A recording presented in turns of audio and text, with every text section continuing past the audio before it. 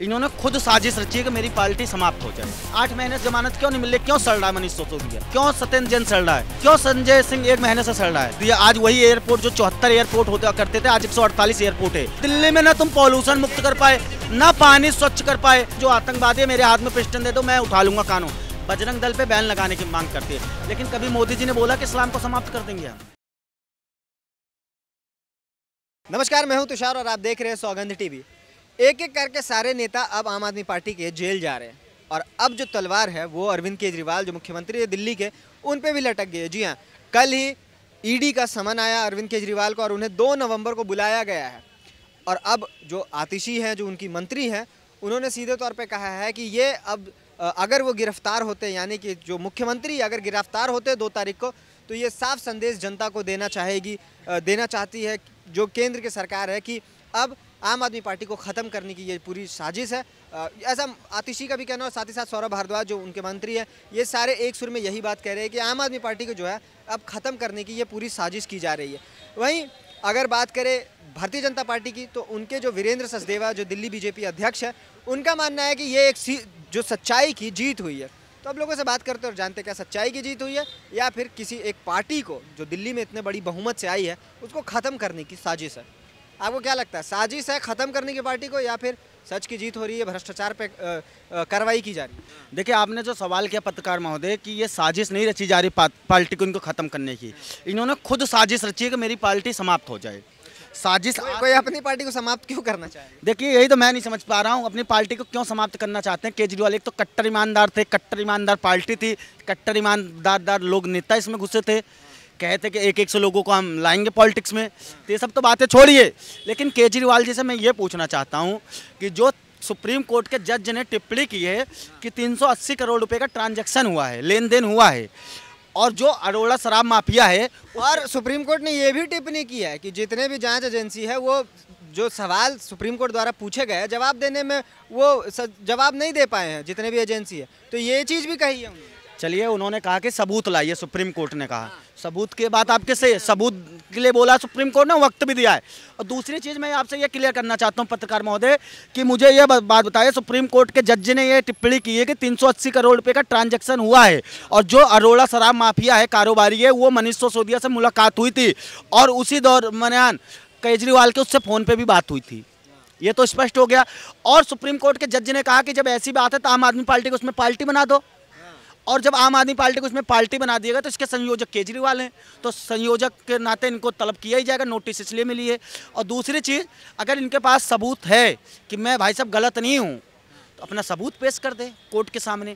क्या मोदी जी जज थोड़ी ना है कि आके वो साइन कर देंगे, केजरीवाल को सजा हो जाएगी, या केजरीवाल ये चुनाव आयोग है मोदी जी कि इनकी पार्टी का रद्द कर दो तो रद्द हो जाएगी। भाई, पार्टी आपकी बनी है, जनता ने बनाया है, आपको चुना है, लेकिन जो सवाल है कोर्ट के ईडी सीबीआई के, उसके जवाब देने पड़ेंगे। बीजेपी भी बहुत सवाल खड़े होते हैं। भारतीय जनता पार्टी ऐसे कई नेताओं के साथ वो अलायंस में है जिन पे भ्रष्टाचार का मुकदमा चल रहा है, लेकिन जब वो अलायंस में आते हैं तो उन पे जो मुकदमा है वो धीरे हो जाता है। तो ये भी तो आरोप है। देखिए, आरोप जो भी कुछ भी हो, अगर मोदी जी की आप बात कर रहे हो कि जिसके ऊपर केस चल रहा है, केस चलने का मतलब नहीं होता भाई मेरे, जब सजा हो जाती है, जब उसे हम कह सकते हैं कि ये चीज़ तो आम आदमी पार्टी के सारे नेताओं पे लागू होती है, उनको भी तो सजा नहीं हुई। नहीं, हम उन्हें चोर नहीं, चोर अभी तो आप कह रहे थे। हम चोर इसलिए कह रहे हैं भाई साहब, जब सुप्रीम कोर्ट की टिप्पणी आई कि 380 करोड़ रुपए का ट्रांजैक्शन हुआ है, मनीष सिसोदिया से अरोड़ा की मुलाकात हुई है, वो स्टेटमेंट है, फैसला नहीं है। फैसला नहीं है, स्टेटमेंट है। तो अगर स्टेटमेंट इतना इनका केस मजबूत है तो ये भाई जाए जमानत ले लें। 8 महीने से जमानत क्यों नहीं मिल रही? क्यों सड़ रहा है मनीष सिसोदिया? क्यों सत्येंद्र जैन सड़ रहा है? क्यों संजय सिंह 1 महीने से सड़ रहा है? क्यों? गलत तो किया होगा। सुप्रीम कोर्ट किसी के बाप का है क्या? सुप्रीम कोर्ट तो स्वतंत्र है, सुप्रीम कोर्ट पे किसी का अधिकार नहीं हो सकता। स्वतंत्र तो कहने के लिए जांच एजेंसियां भी हैं। तो मेरे भाई, कहने के लिए है तो स्वतंत्र हैं, तो आप क्या सवाल उठा रहे हो क्या सुप्रीम कोर्ट पे? सुप्रीम कोर्ट पे कहाँ सवाल नहीं, तो आप कह रहे हो कहने के लिए नहीं, मैं जांच एजेंसी की बात कर। जांच एजेंसियां सब स्वतंत्र है, किसी के इशारे पे नहीं चलती। ठीक है, जो मिनिस्टर है उसके ऑर्डर होते हैं, वो ऑर्डर दिया जाता है। ये नहीं कहती कि अमित शाह कहेंगे कि जा केजरीवाल को पकड़ के ला जेल में डाल दे, ऐसा नहीं होता मेरे भाई। अडानी पे कभी जांच नहीं हुआ तो इस पे आप क्या कहेंगे? आप अडानी की बात कर रहे हो, ये अडानी का मामला कोर्ट में गया था, कांग्रेस बेवकूफ नहीं है मेरे भाई, आप सोच रहे हो। कांग्रेस में एक से एक धुरंधर हैं वकील, कपिल सिब्बल, मनु सिंह भी, ये लोग भाई साहब कुर्सी। लेकिन जांच कौन करवाएगा? ईडी, सीबीआई, ये तो जो संस्थाएं हैं जांच तो यही करेंगे ना। आप कांग्रेस पार्टी तो जांच नहीं करेगी, वो तो एक पॉलिटिकल पार्टी है। जब ये आप अडानी की बात कर रहे हो, अडानी का जब मामला गया कोर्ट में, तो उसके बाद इन्होंने केस क्यों नहीं किया उस पर, अडानी के ऊपर? अडानी ने क्या भ्रष्टाचार किया? जांच उन पे कई आरोप लगे हैं। चाहे अभी जो हालिया आरोप है कि वो जो कोयला लाते हैं वो 11 अरब का कोयला है, लेकिन यहाँ पे 17 अरब का दिखाते हैं। और उसके बाद यहाँ पे जो बिजली महंगा हो रहा है, तो ये कहीं ना कहीं ये भी तो आरोप है। तो ये तो कहीं ना कहीं जो जांच एजेंसियाँ उनको जांच करना चाहिए कि इसमें कितनी सच्चाई है। मेरे भाई लोग तो कहते थे मोदी जी ने तो देश बेच दिया, रेलवे बेच दिया, एयरपोर्ट बेच दिया। आज वही एयरपोर्ट जो 74 एयरपोर्ट होते करते थे, आज 148 एयरपोर्ट है। और वो अडानी के पास कितने एयरपोर्ट है? अडानी के पास कितने एयरपोर्ट है आप जाके पता कर लेना। अगर आप कभी मैं आपसे नहीं एयरपोर्ट पे जाओगे तो अडवाणी आपको कहेगा नहीं भैया निकल इस एयरपोर्ट से, ये मेरा एयरपोर्ट है। बोले किसी विशेष आदमी को इतने ज्यादा मतलब कि देश की संपत्ति देना, ये कितना सही है? भाई इनका देखो जाके राजस्थान में कितना टेंडर दे रखा, कितने काम दे रखे अडानी के, कितने काम है। गहलोत से बोलो ना वापस ले ले सब। भाई साहब ये चोर चोर मौसेरे भाई, ये लोगों को जब काम पड़ता है ना तो घुटने भी पड़ जाते। अडानी आज से नहीं है, अडानी बहुत उनके बहुत पिछला रिकॉर्ड देखोगे, बहुत पुराना कारोबारी है। तो उसको टेंडर दिया जा रहा है, अच्छा काम कर रहा है। पहले रेलवे में देखते नहीं थे, कूड़ा फैला रहता था, आज रेलवे चमक गया है। रेलवे में कितनी साफ सफाई है। अभी 2 दिन पहले आंध्र में एक्सीडेंट हुआ है रेलवे का। हाँ एक्सीडेंट देखो, एक्सीडेंट हुआ है, उसका जिम्मेदार इंफ्रास्ट्रक्चर स्ट्रांग हो गया है, तो आए दिन एक्सीडेंट क्यों हो रहे हैं? उसके पहले बिहार में भी हुआ था, उससे पहले बालासोर में हुआ था। जी मैं बात कर रहा हूँ, जो भी जिम्मेदार होगा, एक्सीडेंट हुआ उसके पे कार्रवाई होगी। इसका मतलब ये नहीं है कि रेल मंत्री को आप सीधा टारगेट कर दोगे। जो भी अफसर जो भी हो गलत है, लेकिन आप ये मानोगे कि रेलवे की सफाई हुई है कि नहीं? पहले रेलवे में चले जाओ, स्टेशन पे कूड़ा कबाड़ा फेंका रहता था, शौचालय में जाने का पानी तक नहीं मिलता था मेरे भाई रेलवे में। आज सफाई हुई है। और केजरीवाल की आप इतनी तारीफ कर रहे हो, मैंने तारीफ कहाँ की? बताइए तारीफ में मैंने क्या कहा? मंत्री कर रहे हैं, उनके नेता आतिशी जी कर रही हैं, कालका जी के एमएलए हैं, और सौरभ भारद्वाज जी ग्रेटर कैलाश के विधायक हैं। ये दोनों आज मिनिस्टर बने पड़े हैं। तो इनसे मेरा सवाल है मेरे भाई, छठ पूजा आ रही है दिल्ली में, हाँ पूरे बिहार के लोग छठ पूजा मनाते हैं, लेकिन यमुना जी में जो वाइट वाइट झाग निकल रही है उसमें तो बीमार हो जाएंगे। और दिल्ली में पॉल्यूशन गैस का चैम्बर बन गया है। अभी दिवाली आने वाली है, सब अपना माथा पीटेंगे कि पॉल्यूशन हो जाएगा, पॉल्यूशन। तो दिल्ली में ना तुम पॉल्यूशन मुक्त कर पाए, ना पानी स्वच्छ कर पाए, और तो दिल्ली में राजघाट तक पानी आ गया था, पता आपको? गांधी जी डूब गए थे, बाढ़ का पानी नहीं संभाल पा रही है। और इन्होंने कहा था, अच्छा एक बात बताइए, आप ईमानदारी से बोलना, ईमानदारी से बोलना, अगर आप दिल्ली में रहते हो 20 रुपए की बोतल खरीदते हो, बिस्लरी की बोतल 20 रुपए की बिस्लरी की बोतल खरीदते हो, ऐसे पानी तो नहीं मिलता आपको पीने के लिए। सवाल देखिए, अभी केजरीवाल पे हम बात कर रहे हैं। बीजेपी ने संगठन किया और अभी मराठा आंदोलन को हिंसक वलन देके उस पे जाल पोल हो गया। मणिपुर महाराष्ट्र जैसा बन रहा है, क्यों हो गया? बीजेपी ने शिवसेना के साथ गठबंधन बनाया था, और उसके बाद एनसीपी को गठबंधन में लेने की क्या जरूरत थी? और सभी को इकट्ठा करके नफरत फैलाई जा रही है। आज मणिपुर में जो स्थिति है वो वैसी, कल हमारे महाराष्ट्र में 4 एमएलए के घर जलाए गए, एसपी की गाड़ी फोड़ दी। ऐसा क्यों होता है? बीजेपी को एक के साथ गठबंधन बनाने के बाद दूसरा गठबंधन बनाने की क्या जरूरत थी? और इतनी हिंसा फैलाई जा रही है। हमारा महाराष्ट्र सभी स्टेट से फॉरवर्ड है, सभी संत समाज सुधारक क्रांतिकारक महाराष्ट्र में हुए, उस धरती को इन्होंने दूषित किया है। और भाजपा ने नफरत फैला के हमारे महाराष्ट्र को, उद्धव ठाकरे ने किया, जो कांग्रेस की गोदी में बाला साहेब ठाकरे का एक वो था। मैं देखो आरक्षण की बात कर रहे हैं ये लोग, तो आरक्षण मिलना चाहिए मराठों को, और ये बात देवेंद्र फडणवीस ने बोला है, और एकनाथ शिंदे ने बोला कि मराठाओं को आरक्षण मिलना चाहिए। ये मामला कोर्ट में है। अभी हम विषय से हट रहे हैं। सवाल ये था कि अरविंद केजरीवाल पे हम बात कर रहे थे, अरविंद केजरीवाल के ऊपर हम बात कर रहे थे कि अभी कोई दे रहा है क्या कुछ, तो मैं करता हूँ बराबर भाषण। देखिए एक अंतिम सवाल मैं आपसे लेना चाहता हूँ कि एक लोकतंत्र में आपको लगता है कि अगर सिर्फ विपक्ष के नेताओं को जेल में डाला जाएगा या सिर्फ जांच होगा तो सवाल नहीं उठेगा? क्योंकि सरकार में भी कई दागी नेता है, एडीआर की जो रिपोर्ट आई है उनमें भी कई दागी नेता है, लेकिन उन पे एक जांच नहीं हुआ, एक जांच भी नहीं होता।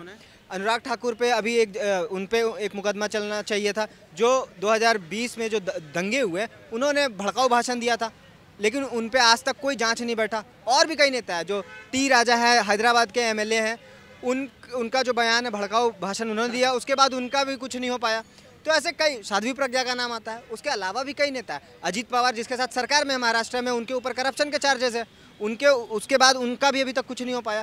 तो नाम तो बहुत सारे हैं मेरे भाई। अगर आप एक अच्छे पत्रकार होते ना, तो आपने टी राजा का नाम नहीं, सुन लीजिए मेरे भाई, आपने नाम पूछा, मैंने नाम बता दिया आपने। अगर एक आप अच्छे पत्रकार होते ना, तो आप सर्टिफिकेट मत दीजिए, जवाब दीजिए। दे रहा हूँ मैं, जवाब ही दे रहा हूँ मैं।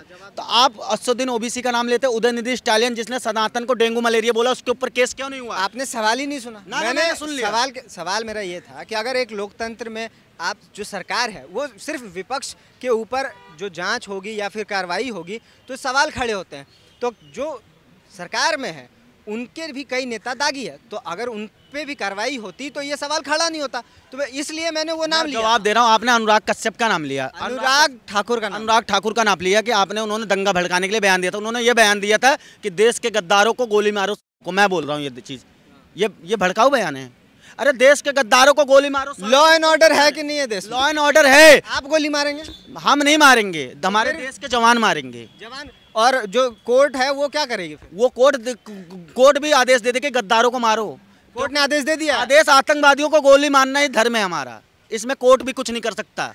कोर्ट भी कोई जवाब, कोर्ट कुछ नहीं कर सकता। कोर्ट कुछ नहीं कर पाएगा। गद्दारों को मैं कह रहा हूँ, जो आतंकवादी है, मेरे हाथ में पिस्टन दे दो, मैं उठा लूंगा कानून। गद्दारों को, आतंकवादियों को छोड़ा नहीं जाएगा।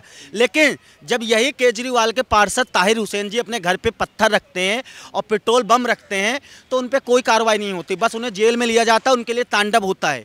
तो ये लोग भाई, आप देख रहे हो दिल्ली दंगे का मास्टरमाइंड कौन था। और आप बात करोगे टी राजा जी की, तो टी राजा को, मेरे भाई साहब, टी राजा जैसा ईमानदार व्यक्ति पूरे भारत में नहीं मिलेगा। वो बंदा एक नंबर का, उसको मैं सर्टिफिकेट दे रहा हूँ, एक नंबर के ईमानदार हैं। उनकी वजह से आज तमिलनाडु में असदुद्दीन ओबीसी जो 15 मिनट के लिए पुलिस हटा, हैदराबाद में शहर, तमिलनाडु, हैदराबाद में, तेलंगाना में, तो आज वही तेलंगाना में बोलती बंद है दोनों भाइयों की, सिर्फ टी राजा की वजह से। और टी राजा को बीजेपी ने वापस ले लिया, तो बीजेपी की मजबूरी है टी राजा को लेना। और हिंदुओं का भाई साहब ये देश है, सनातनियों का देश। तो बहुत से धर्म है, यहाँ बहुत सारे धर्म के लोग रहते हैं, तो सिर्फ हिंदुओं का देश थोड़ी है। जितने भी अलग धर्म के लोग हैं, पारसी, जैन, और चाहे सिख हो, ईसाई हो, सबका देश है। क्योंकि 100-125 करोड़ संख्या हिंदुओं की है। जिसकी ज़्यादा जनसंख्या होती है ना, अभी विपक्ष ने भी बोला है कि जिसकी ज़्यादा जनसंख्या होगी उसकी ज़्यादा हक होता है उस सामान पे। तो हिंदुओं को ज़्यादा जनसंख्या, हमारा ज़्यादा, क्योंकि वो बात कर रहे थे पिछड़ों की संख्या में, अगर कोई पिछड़े हैं उनकी बात, पिछड़े की बात कर रहे थे भाई साहब। अमीर गरीब की करा दे जनसंख्या की, वो क्या बोलते हैं, अमीर गरीब की कर दे जनगणना कि कितने अमीर हैं बिहार में, कितने गरीब हैं। जाति के नाम, जनगणना तो हर साल होती है और सरकार में बैठे लोग करवाते हैं। जाति के नाम पे नहीं होती, जाति के नाम पे सनातनियों को तोड़ा जा रहा है। सनातनियों को तोड़ा जा रहा है। सनातनी एक हैं और सनातनियों को कोई नहीं तोड़ सकता। मैं एक चीज़ बता दे रहा हूँ आपको आज, कि लोग कहते हैं कि मोदी जी, मैं कह रहा हूँ कांग्रेस कहती है, हिंदुत्व पे सवाल उठाती है कि हिंदुत्व को हम समर्थन नहीं करते, आरएसएस पे बैन लगाने की मांग करती है, बजरंग दल पे बैन लगाने की मांग करती है। लेकिन कभी मोदी जी ने बोला कि इस्लाम को समाप्त कर देंगे हम? बोला उन्होंने? कभी नहीं बोला होगा उन्होंने।